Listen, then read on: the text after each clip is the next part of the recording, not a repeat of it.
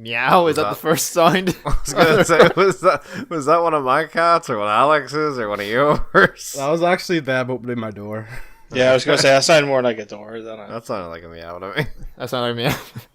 Oh god, this is what is it, Laurel or Yancey bullshit all over again, isn't it?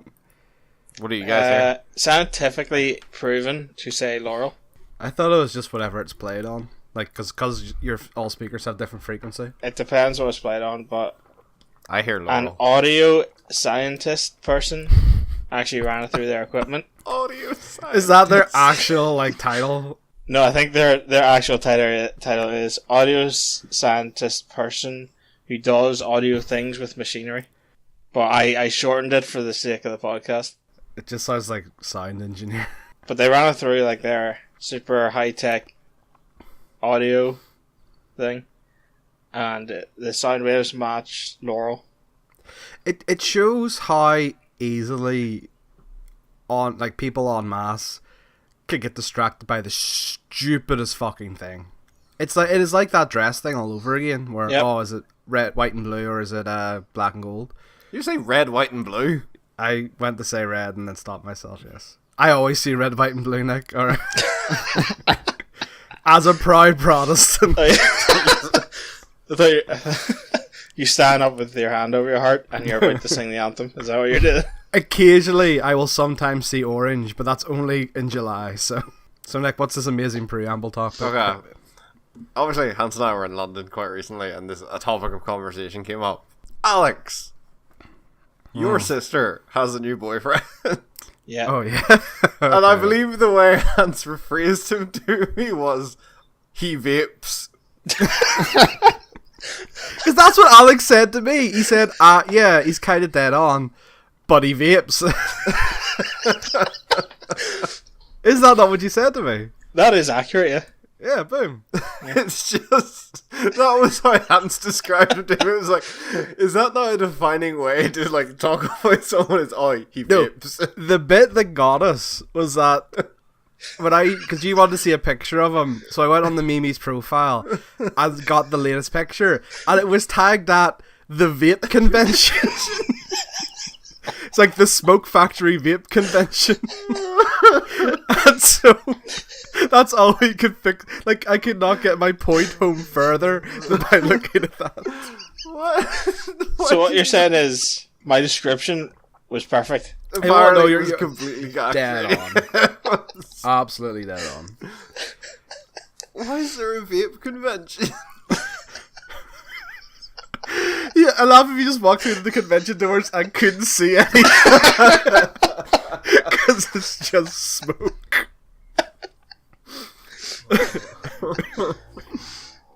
No, but it is dead on. But he vapes. But he vapes. But he vapes, yeah. Other things. Speaking of other things that annoy people, there's now a running game and work of people on Tinder trying to find the best way that someone can describe themselves as a single mummy. I hate that so much. Obviously, the people who go into and set their Facebook occupation as full-time mum. I go fucking die. I swear to God. Well, you're hardly going to be a part-time mom, because if you put a part-time mom... If you share custody, you're a part-time mum. But why would you publicly share that?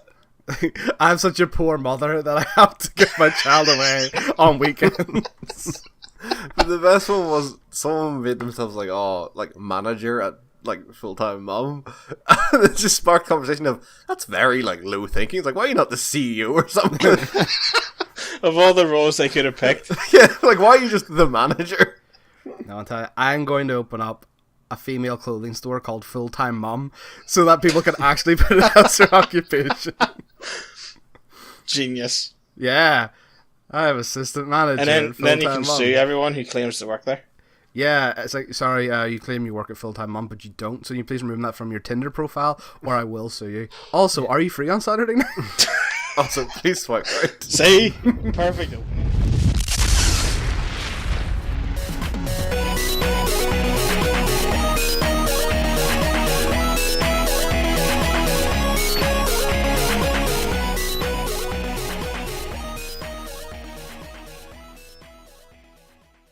Brothers and sisters, welcome to the Not So Super Bashpers Presents Game Club for May 2018.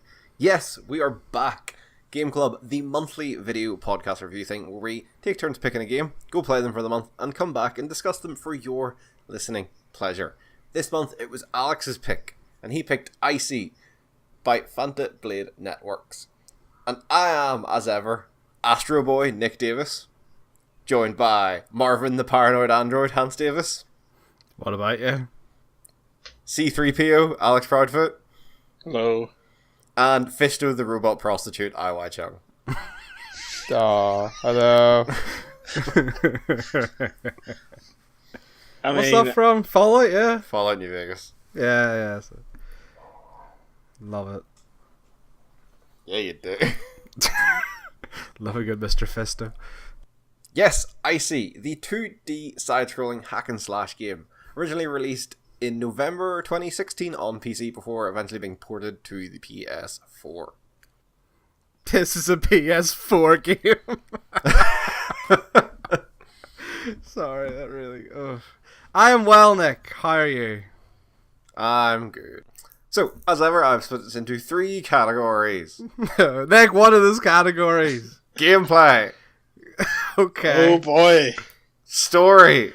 I knew you were going to pick that one. Good luck. And the meta-narrative aspects of the game. Oh boy. So, like, the meta-story and the idea of the narrator. Hmm. You thought we crucified Resident Evil. You're about to see some shit. So, Alex... To be fair, Resident Evil. no, Alex. So, why'd you pick this game, Alex? That's the loaded question. The way he said that in comparison to every other time. It's like you were disappointed in him. Don't worry, Nick. I'm disappointed in me. I had seen bits of this game, and it looked amazing. And the whole idea of Stanley Parable meets Dust sounded really good because they're both really good games. This is my perception before I played this game. Right. So I thought, what better time to try it out and see if it makes all the hype than Game Club.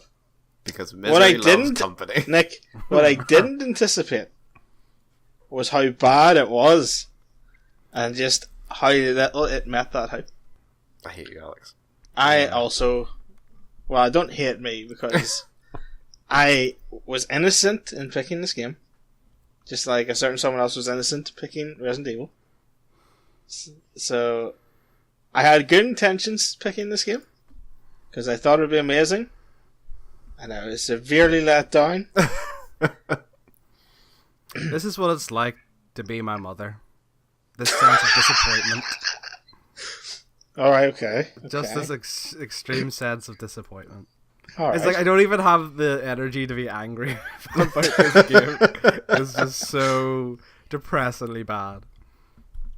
So, gameplay. No. Oh. You have to ask us how much we played. Oh, sorry. Oh yeah, okay, let's do this. So, I personally played half an hour at this game and then shut it down. To the point where I was so angry, I actually shut down my PC. And went for a walk. No, I sat and played Hyrule Warriors for half an hour just to calm myself down. Damn, that's bad. Hans? I got up to the Gorger, which is like the first actual boss, and beat it, and thought, well, that's just as much a sense of accomplishment as I'm going to get from this game, and quit. Alex? I finished it. What are you, a glutton for punishment? That somehow is the funniest thing about this whole fucking month is Alex actually felt like he had to finish the game. I picked it. It was only fair that since I forced this on you three, that I finish it myself. It's a punishment for yourself because you felt guilty. It's like, no, I deserve this. Oh, I played for 2 hours. And the worst part about it is that I wasn't eligible for a refund. I hate to see it happen. You should try. They're generally a bit more lax with the rule if you just want the refund to your Steam wallet. That's what I did. That's what I did. Oh, was that's it? what I- Okay. That's exactly what I did.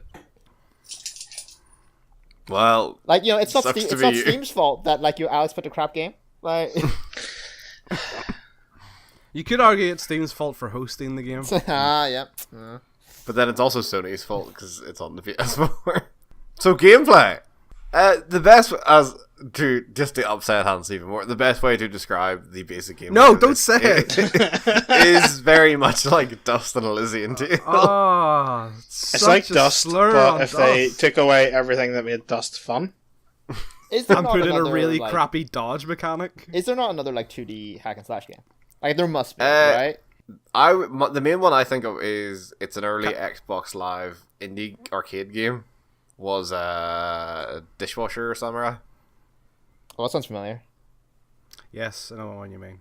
It's like it was like that and Geometry Wars were kind of the first two big breakout What? Xbox Live arcade games. Like, see, the problem is, if you compare the combat in this to the combat in Hollow Knight, Go on. on complete opposite of the spectrums. Good thing we're comparing it to Dust then. Still Yeah, on complete opposite sides of the spectrum, Yeah, but, like like- good and bad. But, like, in Hollow Knight, it was really tight combat, very precise, and then you get to this, and there's, like, no warnings on the enemies. The dodge mechanic sometimes works, and it's just... Oh, so it's like Bayonetta. Hey, Nick, hey, hey, Nick said that to me as well. hey, man, get good. Alright. No, I see where Alex is coming from. Like the Hollow Knight thing is a very much a precision thing where like you wait for your opportunity and then you attack. Whereas this and Dust are like a hack and slash combo thing where you just try and get as high a damage multiplier as you can. But again, the problem is it is the dodge mechanic for me because they seem to have based the entire combat around that dodge mechanic and it just doesn't work. Like, it's because the way it is shown visually is that it's like almost like a teleportation, but yet you can still get knocked out of it. So it's not a dodge, it's just a dash more than anything else. You can get grabbed out of it as well. Yeah, like you've based your entire combat system around this one core function and it doesn't work. So that automatically everything else is just not going to work. Yeah. Like, they actually give you the counter skill. I think you actually have to buy it, don't you? Where it's like if you successfully dodge an attack, you do damage if you press B. No, That's sorry. base. That's base. You start with that? Yeah. Yeah. Yeah, another thing about getting hit while you shouldn't be. During the fight with the Gorger and with some of the enemies, somehow if the enemy is facing away from you and say attacks that, say you're behind it and it's facing left, it will somehow still be able to hit you. Even if it's not like an area of an effect attack. Like the Gorger had this move where it falls forward. I was behind the Gorger, it fell forward and somehow still hit me, and I'm like, no, that's not that's not how direction works, especially in a game that has literally 4 directions. You could not do that. Yeah, overall, I just think the combat is bad. It just feels to me it feels very stiff. Like it doesn't feel like I think something like Dust. It's very fluid. Like you're like essentially like dancing from enemy to enemy. This just feels like when I hit attack, I'm going to attack, and then like my character is just still going to stand there and like kick her leg out or whatever. Even visually, the combat in Dust is gorgeous as well. Do you know what I mean? Like, it's not the most overly complicated, but, you know, like, sparks and stuff fly out, and, like, because it's hand-drawn, it at least even looks fucking gorgeous, where this doesn't. It just kind of looks like paper cutouts, almost. I think the way Hans described it before was that it looks like a Flash game. And Yeah, it looks like something you could play on Newsground. yeah, it's very jarring. Just like as Nick said, it doesn't quite flow right. And as the others have said, the whole dodging, like I always find like when it comes to games in terms of like these like combat kind of games, I always think about how does it have a block button and does it have a dodge button? Okay, so in a game, let's say Dark Souls, right? Let's say Dark Souls. So blocking means that you can always have a defense thing up, okay? But if you are given a game where you can only dodge, then as Alex pointed out, you need to be able to have indicators of that. And so the game feels really unfair, is how I would describe it. Like, unlike, say, as Nick brought up earlier, right? In Bayonetta, I'm gonna say, yo, get good. But like in this game, it felt, and I think I said Alex or Nick, that the dodge does not always cancel your animation. So sometimes you are committed to your attack, and then like even though if you react to it, that won't work because the dodge does not override your attack. There's actually, I encountered something like that where I was attacking and my dodge cancelled it, but because I was moving through an enemy after the cancel, I still got hit for moving through. Yeah, I think one of the other mechanics of the game is like the shield system, which I think is really counterintuitive to a dodge game where you essentially have 2 health bars, and your shield will be taken up first, and it will stop you from being interrupted unless you get grabbed, right? Which means that like it's sort of, because you don't get interrupted, it sort of encourages you to be hit because you can't be knocked back, right? But then whenever that goes away, then suddenly like you get juggled.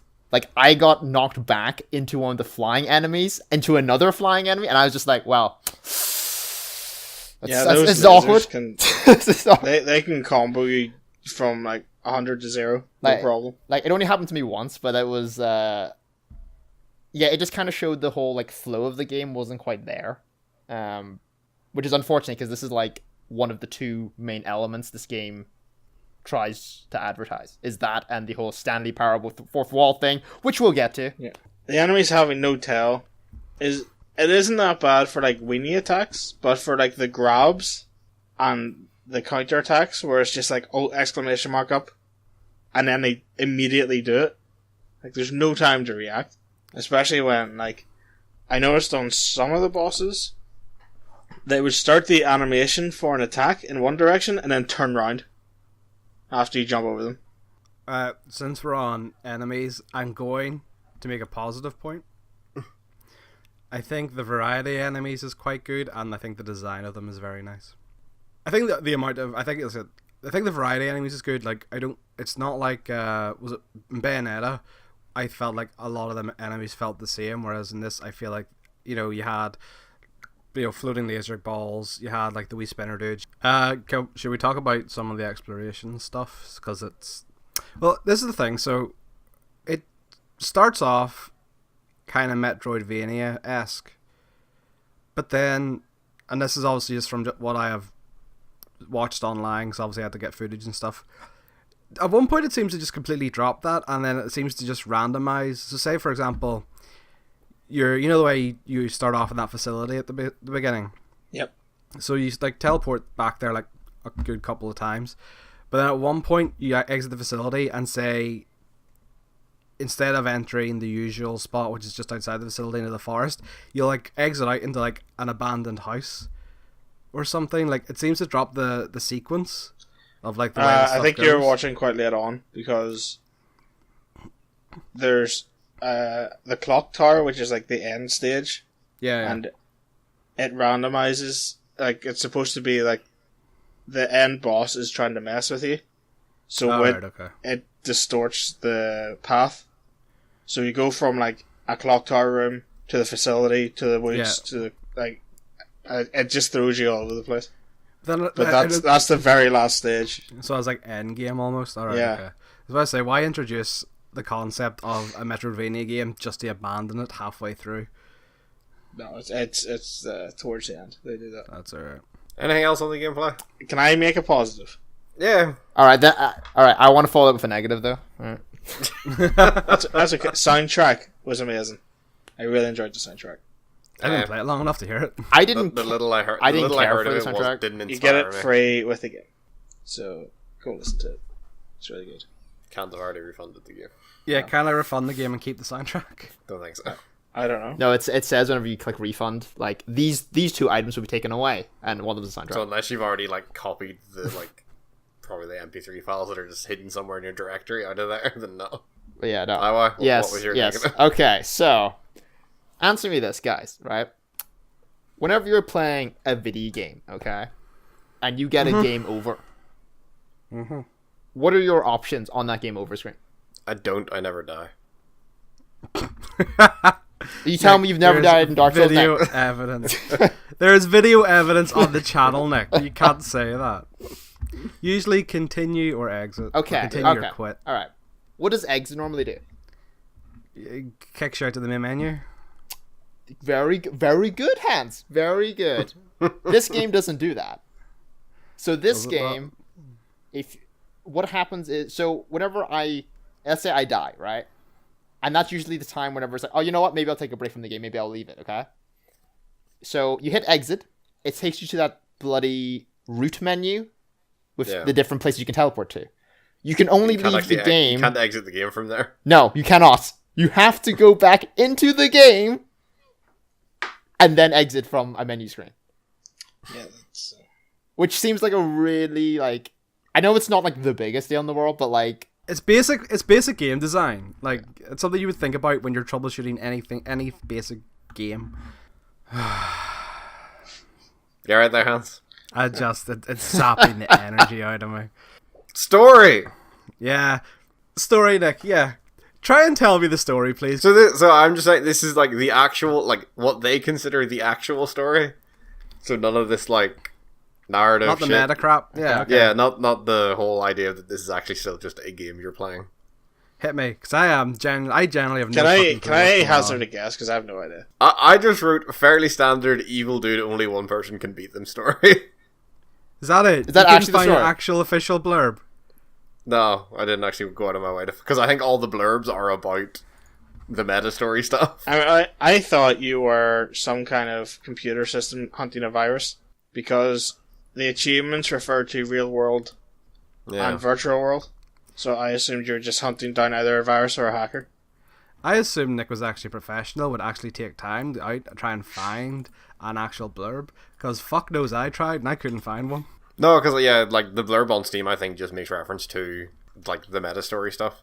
Like it doesn't talk about like there's the whole idea of this Judas character, but like there's no reference in any of the like blurbs and shit about that character. Which we talked about the art there briefly. He flashes up on the screen like once at the very start when you're like, it's like saying, "Oh, here's ICEY in our wee tube." That character looks like it was ripped from a completely different game. Yeah. Like that piece of art looks like it's from a completely different game. But like apparently there's like references like to the Necronomicon, which is fucking like Cthulhu shit, like H.P. Lovecraft sort of crap, in the cyberpunk-esque thing. Like so, like at one point, I thought maybe you are being used by the bag, like because there's a point when you're climbing the clock tower and you have to face off against this boss, quote unquote, called Trinity, but she's already injured and you can't. And like it's just like you can't move forward like killing her. When you kill her with one hit, like she doesn't fight back, and that made me think, oh, maybe the narrator is actually Judas, and he's like manipulating ICEY into killing the good guys almost. And then like the final boss would be, you've actually done my bidding. Like is it BioShock did a similar thing? Yeah, the first one. Like I thought it was something like that. But then, no, you just get to the end, you fight Judas, which isn't even a person, it's just a giant mech. Yeah, it's a giant robot with lasers. Not even a humanoid-looking mech where you could think, oh, maybe it's a bad guy. It's just a mech. The boss before it, you can actually skip as well. You don't need to fight it. Oh, Trinity, I thought you did have to kill her. You can just stand there and look at her, and narrator goes, "You don't want to kill her, do you?" Fine. The fact that this game can't even tell a coherent story with any sort of like narrative thread connecting, it's very things. All over the place, and it's just like. But like, how hard is it to write a story? Do you know what I mean? Like even like a very basic thread that keeps going. Like you don't need a twist or like some convoluted backlore. You just need, here is a villain, here is the hero. And then, go for it. Do you know what I mean? Like, that is all you need for a story. But because I think they've concentrated too heavily on the meta-narrative crap, that's... Yeah, take away from it. Yeah. Like, even if they had you working towards this bad guy, with none of the, like, potential that you're in a computer find a virus, or, like, this is a Cthulhu world, or any of that crap, it's just you're going to kill this guy, and there's this narrator telling you to go kill this guy. Yeah. Like, that should be very simple to do. It's like, you get to a stage where you start questioning why you're listening to the narrator and all that. But in this, it's kind of just like, well, if the narrator's telling me to go this way, that clearly means there's something over here. Like, there's clearly a secret, or, I say secret, it's not secret. There's clearly a path over here that they've designed and all that. They could have just made it from A to B and put the questions in your head of why you're doing that, instead of, like, putting all the side passages and all that in. There's no coherent story here, and it's pathetic. There's no other word for it. There's so much potential with that setup. Whenever that meta stuff is done well, it's really good. Look at Superhot. Look at what's your favorite one? Doki Doki Leisure Club IY. You know, Fuck yeah! When that meta stuff is done well, it can really add to the experience. What? Well, there's one thing I want to say though awesome. about story writing rather than the story. Well, like what I want to say is that keep in mind. I think it is fair for like in this scenario when usually it's not, and that is that. All right, so it's an indie company, right? That's not an excuse, but it is a Chinese based. That's true. So translations become quite be quite an awkward thing. Yeah. Like, you know, we're not going to see Persona 5 Atlas translations here, right? We're going to see, like, janky... Cheap. Yeah, right? Keep the cost down, yeah. Yeah, I'm not saying, like, you know, that's an excuse fully, but, like, I can see why some of the narrative might be weird. Yeah. Because of something like that. I can see where you're coming from, but there are other games that have come from other countries where, say, English is not their first language, that have done a simple story just as well. I'm not even talking big companies. I'm talking very small companies. Do you know what I mean? Like, I can understand what you're coming from. Like, okay, there could be translation issues or stuff, but like, a story's a story at the end of the day. The formula for a story doesn't change from culture to culture. It's just the story is a story. It's easy to do. That's one of the universal things. It's just like every culture identifies what a hero is and what a villain is, and that they clash. But so the story was shit. Yeah, bad. Well, the story was kind of just non-existent because it was pushed to the side, really. It's like, playing through it, I followed the story for so much until I was told to go along a certain path, and then I was like, okay, there's something over there, I might as well check it out. And then I forgot about the story.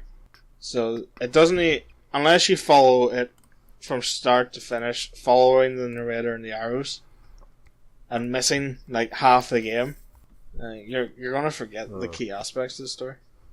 If there are any. I feel like that is actually a really good point Alex has brought up there, because pacing is obviously a big part of storytelling. And in a game where the pace is just constantly broken. Because I think, should we just move on to, like, the fourth wall narrative thing? Yeah. Because I think fourth wall narrative stuff is cool whenever it's like really subtle. Like, that's, I think, really cool. Or if you're gonna do it like, you know, like Deadpool, like, in your face kind of thing, then that's also fine. But like, this game, it just felt so disjointed. Like, it felt like they didn't know what they wanted to do with it. Like, See, they felt like they wanted to have some aspects of, like, the Stanley Parable where you have this narrator that's trying to tell you what to do, but you always have the option to go against it. But they also wanted to try and tell the story of, like, oh, there's this whole second layer of the story that this is actually just a computer program, that this is actually, you're literally, like, when you get shot out that root menu, like, it's actually, like, people discussing developing this game and shit like that. If they'd just kind of focused it on, alright, will do the unreliable narrator thing, or the idea of like this narrator is trying to guide you down a path that's maybe not the right one. Or like if they just stuck to one aspect of the meta narrative stuff and nailed it, rather than trying to do every single aspect of it, I think it would have came off a lot better. Yeah. And I have to say the side stuff really wasn't worth it. Also trying like I remember like one of the side things is like you run upstairs, you get the dash ability upgrade, and then in the sewers you get that really crude map, and there says, oh, there's a room up there, it's empty. I remember going up there and like the narrator just was like, no, you're not supposed to be here, and went on for a bit, and I thought, okay, sweet, do I just is this just a play for laughs, or like do I actually wait this out? Like trying to get that side stuff and ignoring the narrator is fine, but at a certain point you have to be like, okay, so is it literally just going to make me wait here, or is there actually a payoff? Yeah, so Yeah, that was the way the Stanley Parable, where it nailed it, was it had an outcome for every decision. Like, if the narrator told you to go in this door and you went to the other one, that was a whole different separate story branch that was fully fleshed out. Yeah, That's where this feels like it falls apart, where, yeah, it's fun and all to not listen to the narrator, like, but there's a whole, like, shortly after that bit, there's a bit where it's like, oh, ICEY followed the arrows this way. But if you go the other way, like, you just get a locked gate, and the narrator's like, no, this isn't the right way, that's why I told you to go the other way. It's like, that's not a payoff, that's just a nuisance. yeah. You've taken time away from me because I wanted to. Like, how hard is it to be like, all right, yeah, say one line of dialogue, no, don't go this way, and like him going, right, okay, if I give you something, will you go back on track? And he gives you like a chest with a bit of extra money in it. Do you know what I mean? Like something like that, something that you're not sitting about for like 10 minutes being like, See, so that room of nothing annoyed me so much because it gets to a stage where it doesn't let you go out. Like back the way you came. Yeah, you can't leave after a certain point. And the whole idea is that room just gives you achievements. Seriously? Yeah. That's it. It's not even funny. What's I think you'll find, right? It's like a commentary about players. It's commentary on PS4 though, because the PlayStation uses trophies. Like it's not a commentary no one gives a shit on about Steam achievements. It's like, oh, you're just here for trophies, so that he gives you like 2 trophies. Well, the thing is, like, you say like no one cares about trophies. Like, I know, like none of us really do, but like people do though. Is the thing. That's why like they exist. Like you get 3 achievements in that room. Yeah. Oh, fuck off! Seriously. Yeah. Yeah. No, I because Amy was sitting beside me whenever I was doing this, right? And I got like the first 1 or 2, right? And I was just standing there, and then Amy's just like, "Wait, you just stand? Are you just standing there on purpose, or can you not move?" And I'm like, "Oh no, I'm gonna sit here because I know where this is going. I know exactly where this is going." Old trophy is like, "Yep, now I can leave." We haven't touched on this, even though we pretty much all said it in our group chat. The narrator is annoying as shit. No, it's not even he's questionable. It's like he's just annoying. It's not like Bastion or Nick. Give me another one. Stanley Parable. Sure, Snipe on it. Where like they actually have a character trait, or they are unbiased and are just there for like information. He is genuinely just a whiny, annoying prick. I know. I don't think any of you played it, but Pyre did it really well because the narrator has an agenda, and it's not annoying when he's trying to push it. Yeah, but like, and that is the thing. Like, if you make a game like this, where you have a constant narrator, and he is there for the entire game, and he's automatically just annoying, it puts a massive damper on the entire game because that is such a critical part of your game. You can't skip it, and he's just going to sit there and annoy you. There's like, some of the issues with the whole narration. There's one of the pathways which ends in a puddle of water, which kills you. Why a puddle of water? I don't know. It's just in the. You're an Android hands machines. It's just you're going through a sewer pipe, and there's like a grate, and if you go down, it like teleports you back up. But if you do it 3 times, he just lets you go down, and he just tells you not to jump in. So if you jump in, he goes on like a 3 or 4 minute monologue about why would you do that. Yeah, see, that's just whiny. I was just sitting there going, why did you put this in the game? Like, Yeah. you've just wasted my time. It You could have actually- just made a really snarky comment of, "You're such an idiot, why'd you do that?" and teleported me back up. It actually, no joke, it actually got to the point where I put on the Chinese narration. So I kept the subtitles English, but I put on the Chinese audio. Because I couldn't stand the guy. The guy was just so annoying. Like, a lot, it's just to the point Alex made there, like, a lot of it seems to, like, it's written as if it's this biting commentary on game development and how people play games. But a lot of it just comes across as the guy thinking, oh, I'm so much smarter than anyone playing this game. Yeah. Like, even, like, we said in the WhatsApp, the bit I bowed out was, there's a bit in the narrator's like, oh, go this way. If you go a different way, you essentially come to a pseudo unfinished part of the game where it's like, it's still just the hand-drawn art, there's no color or anything. And then he teleports you to what he calls the prototype room, where he goes through like, oh, I've been developing this game for 10 years. That should allow me like some leeway, and like, oh, that's why there's some bugs, and I've put 10 years of my life in this. I've sacrificed so much. It's like I don't give a shit. Plenty of people spend longer amounts of time doing jack shit with their time. I'm not gonna give them a like fucking pass for it. And it just comes off as him just saying, oh, woe is me, I've spent so much time developing this game, and he probably doesn't even think it's that fucking good. The only good side path was when he gets fed up with you, so he sends you to a room and offers you different games to play instead. One was you're a fish in a pond and there's no killing, which you can't pick. But then he turns the game into like just a jumping, running forward game, and eventually just teleports you back. But that one path was better than the entire game. Personally, I wholeheartedly believe this might be one of the worst games I've ever played. No, I can't say that because I absolutely hate Ghostbusters.